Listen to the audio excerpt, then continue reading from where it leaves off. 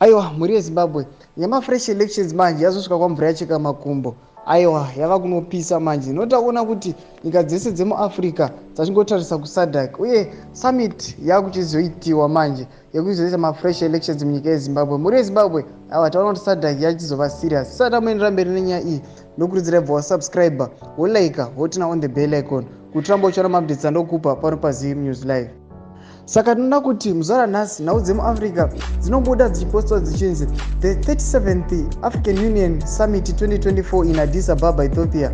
Zimbabwe is on agenda. The SADC Secretariat led by the SADC Executive Secretary, His Excellency Mr. Elias Mpedi Magos is expected to make submissions on Zimbabwe. Aiwa muri Zimbabwe zvinozoratidza kuti SADC nyaya yatofambigwa neAU. SADC yakuchizoita mafresh elections muZimbabwe. Vakuchigara pasi voonesana kuti vanoita masteps api. Nototona kutoti Mr. Elias Mpedi vakutozoshedza maAfrican countries kuti vachinoita summit yemafresh elections muZimbabwe. Aiwa muri Zimbabwe izvi zvapa hope kune vanhu vazhinji. Chimbotudzai mafungiro enyu, munoti kudii pamusoro penyaya iyi. Aiwa musakanganwa kusubscribe, pinda mucomment section medu mutudzi mafungiro enyu. Aiwa muchilike kutina on the bell icon kuti rambochiona maupdates andokupa pano paZim News Live.